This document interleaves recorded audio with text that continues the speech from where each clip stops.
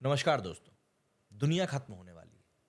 इस समय जिस तरह की बातें सोशल मीडिया पर लगातार चल रही हैं और अगर उनका हम यकीन करें तो दुनिया खत्म होने वाली है। कुछ ऐसी ही बातें चल रही हैं जैसे कि 2012 के आसपास चल रही थी कि भाई 2012 में भी दुनिया खत्म होने वाली है और एक बार फिर से मार्च 2025 को लेकर कहा जा रहा है कि भैया दुनिया खत्म होने वाली है। बहुत सारी थ्योरीज, बहुत सारी बातें इस समय सोशल मीडिया पर तैर रही हैं। आज के इस वीडियो में हम इन्हीं कुछ बातों को डिकोड करने की कोशिश करेंगे और साइंटिफिक रीजंस की भी बात करेंगे कि आखिर इनके पीछे क्या कुछ हो सकता है। दरअसल ये जो आज हम लोग बात करने वाले हैं, जो सुनने में आपको काफ़ी ज़्यादा शॉकिंग भी लग सकती है। सवाल बस यही है कि क्या सच में दुनिया का अंत 2025 में हो ही जाएगा? क्या समंदर के अंदर छुपा एक खतरा हमें वाक़ई में तबाह कर सकता है? और क्या पुरानी भविष्यवाणियाँ ये सच होने का समय आ चुका है? दरअसल इंटरनेट पर आजकल ऐसे-ऐसे वीडियोज़ और आर्टिकल्स वायरल हो रहे हैं, जिन्हें देखकर ऐसा लगता है कि बस महाप्रलय आने ही वाला है। क्या सच में 2025 में समंदर इस दुनिया को निगल जाएगा? क्या ये सिर्फ अफवाहें साबित होंगी या फिर इनके पीछे कोई वैज्ञानिक फैक्ट्स भी छुपे हुए हैं? आज हम लोग इसी टॉपिक को पूरी तरीके से तोड़-फोड़ कर समझने वाले हैं। आज हम इसी सब्जेक्ट पर गहराई से बात करने वाले हैं और समझेंगे कि आखिर समुद्र में हो रही ये हलचल क्या है और ये चीज़ क्या हमारी तरफ इशारा कर रही है? और क्या ये हमारे लिए वाक़ई में किसी बड़े खतरे की घंटी है? तो वीडियो को एंड तक ज़रूर देखिएगा, क्योंकि यहाँ सिर्फ हवा में बातें नहीं होंगी बल्कि हम लोग कुछ हिस्टोरिकल एविडेंस के साथ में भी यहाँ पर बात करेंगे कि क्या हिस्टोरिकल प्रेडिक्शंस हैं और रियल वर्ल्ड थ्रेड्स के बेसिस पर क्या कुछ चीज़ें हम लोग एक तरीके से डिडक्शन निकाल सकते हैं। सबसे पहले बात करते हैं हम लोग ओवरफिश के बारे में, जिसको कि महाप्रलय की मछली कहा जाता है। देखिए, इस पूरे कॉन्सेप्ट को समझने के लिए हमें सबसे पहले ओवरफिश को समझना पड़ेगा, जानना पड़ेगा। ओवरफिश दरअसल एक ऐसी मछली है जिसका कि जिक्र जापान की दंत कथाओं में मिलता है। कहा जाता है कि जब ये मछली समंदर की सतह से बाहर आती है तब महाप्रलय आता ही है। हिस्ट्री में भी ऐसा कई बार हुआ है। बात 2011 की है। जापान में अलग अलग हिस्सों में 20 ओवरफिश दिखाई दी थी और उसके ठीक 2 से 3 दिन के बाद ही जापान में एक भयानक सुनामी आई थी, जिसे दुनिया आज तक भूल नहीं पाई है। इस सुनामी ने 15,000 से भी ज्यादा लोगों को खत्म कर दिया था और लाखों लोग इस समय बेघर हो गए थे। 2013 में भी ये मछली कैलिफोर्निया में दिखाई दी थी और उसके बाद वहां पर 7.2 मैग्नीट्यूड का भूकंप आया था। वहीं 2001 में फिलीपींस में भी ऐसा ही हुआ था, जहां पर 6.6 की मैग्नीट्यूड का भूकंप आया था। तो सवाल ये उठता है कि क्या ये सिर्फ एक महज इत्तेफाक है या फिर इन पूरी घटनाओं के पीछे कोई गहरा रहस्य छुपा हुआ है? दोस्तों, क्या आपको पता है कि ओशियंस का दरअसल सिर्फ 20% हिस्सा ही प्रॉपरली आज तक ह्यूमंस ने एक्सप्लोर किया है? मतलब जो हम जानते हैं समंदर के बारे में वो सिर्फ और सिर्फ एक छोटा सा हिस्सा है। अब जरा खुद सोचिए कि जितना हमें नहीं पता उसमें कितने सारे सीक्रेट छुपे हो सकते हैं। एक मेजर खतरा है डीप सी माइनिंग का। दरअसल कंपनी समंदर के बॉटम से रेयर मिनरल्स को निकालने के लिए लगातार माइनिंग कर रही है, लेकिन इस प्रोसेस से समंदर का पूरा इकोसिस्टम डिस्टर्ब हो सकता है। अगर समंदर का कार्बन साइकिल डिस्टर्ब हुआ तो ग्लोबल वार्मिंग और तेज हो सकती है, और अगर ये बैलेंस बिगड़ा तो सुनामी और स्टॉर्म्स सब कुछ और भी ज्यादा पावरफुल हो सकते हैं। इन सब के अलावा समंदर के तापमान में भी एक बहुत ही रैपिड ग्रोथ देखने के लिए मिल रही है। एक रिसर्च के मुताबिक आने वाले कुछ सालों में ओशियन वेव्स और भी ज्यादा स्ट्रांग हो सकती हैं। जो लहरें आज 10 से 15 फीट की होती हैं वो आने वाले समय में इसकी दुगनी मतलब 20 से 30 फीट तक पहुंच सकती हैं, और ये लो लाइंग कोस्टल एरियाज के लिए एक बहुत बड़े डिजास्टर से कम नहीं होगा। अच्छा, इसके अलावा एक और बात ये आ जाती है कि समंदर के जो रहस्यमय जीव हैं, जैसे एंगलर फिश की हम बात करते हैं और भी जो मछलियां हैं, उनका क्या इंडिकेशन? दरअसल सिर्फ मछली ही नहीं बल्कि समंदर में और भी कई सारे रहस्यमय जीव हैं जो हमें लगातार वार्निंग देते रहते हैं। जैसे हम अगर एंगलर फिश की बात करें तो इस नाम की एक मछली ये बहुत रेयर होती है, जो समंदर के बेहद गहरे हिस्से में पाई जाती है। ये मछली इतने नीचे रहती है कि टाइटैनिक का मलबा भी इसके ऊपरी इलाके में मिलता है। लेकिन हाल ही में ये मछली समंदर की सतह पर दिखाई दी। क्या ये भी किसी बड़े खतरे का एक मैसेज है?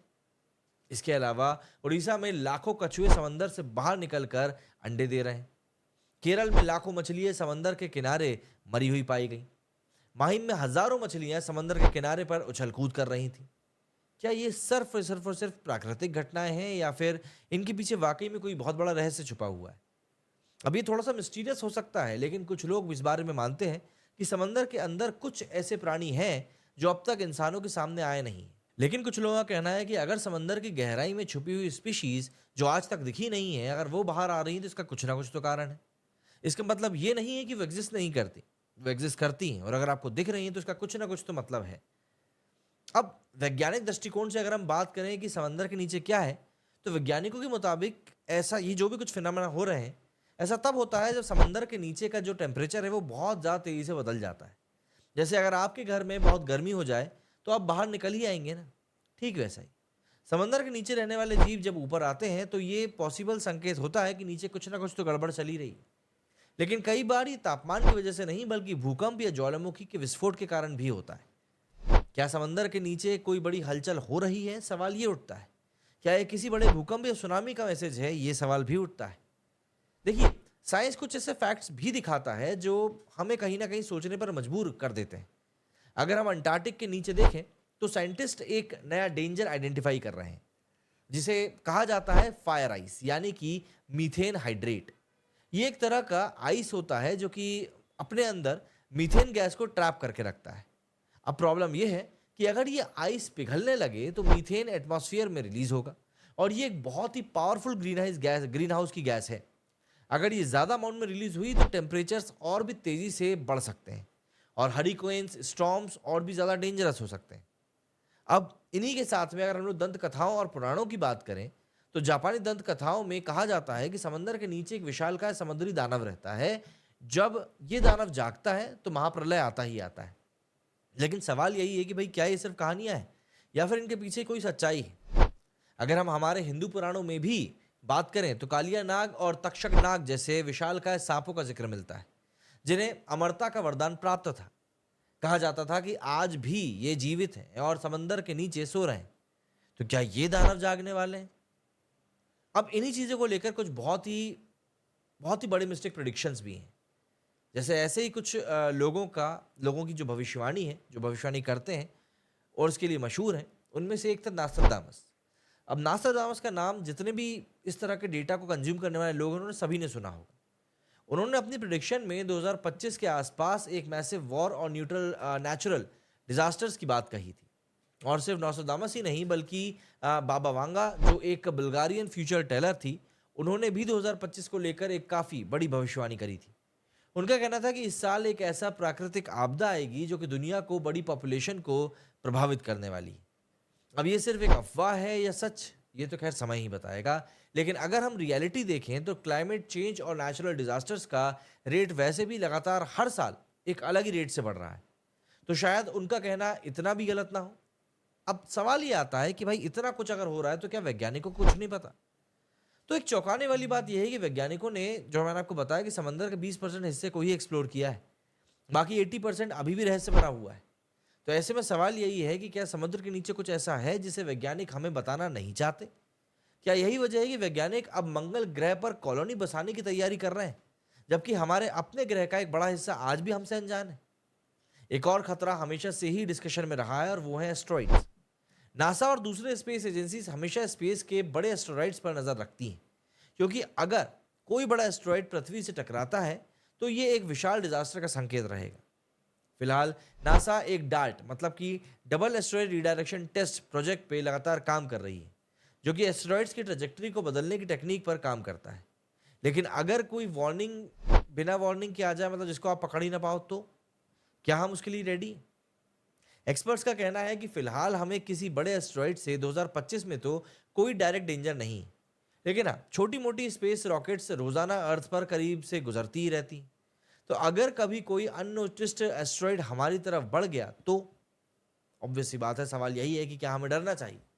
अब सवाल यह है कि हमें इन सब बातों के ऊपर किस तरीके से रिएक्ट करना चाहिए। डरना तो बहुत गलत बात हो जाएगी।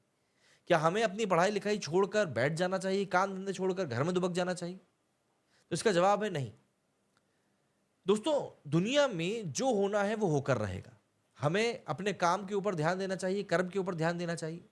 जैसे समुद्री जीव अपना काम कर रहे हैं, वैसे ही हमें भी अपनी जिंदगी जीते रहना चाहिए। ये सब थ्योरीज और फैक्ट्स एक चीज क्लियर करते हैं कि दुनिया ऐसा कभी नहीं है कि डेंजर में नहीं थी, और ऐसा कभी नहीं है कि डेंजर में नहीं होगी, चाहे वो समंदर से हो, स्पेस से हो, या फिर ह्यूमन एक्टिविटीज की वजह से। लेकिन इन सब का मतलब ये नहीं है कि हमें सिर्फ डर लगना चाहिए। हमें अवेयर होना चाहिए, रिस्पॉन्सिबल होना चाहिए और फ्यूचर के डिजास्टर्स को अवॉइड करने के लिए अपने रोल प्ले करने चाहिए। तो आखिर में बस बात यही है कि आपको क्या लगता है, क्या 2025 एक डिजास्टर ईयर होने वाला है या फिर सिर्फ ये सब कुछ अफवाह है? आप अपने व्यूज कमेंट सेक्शन में जाकर जरूर बताइएगा और अगर आपको मेरी वीडियो पसंद आई है तो लाइक, शेयर और चैनल को सब्सक्राइब करना मत भूलिएगा, क्योंकि मैं ऐसे ही वीडियोस बनाते रहता हूं। आपको अगर अच्छे लगे तो आप जरूर इनको दोबारा चेकआउट कर सकते हैं। मिलते हैं अगले वीडियो में। जय हिंद, जय भारत।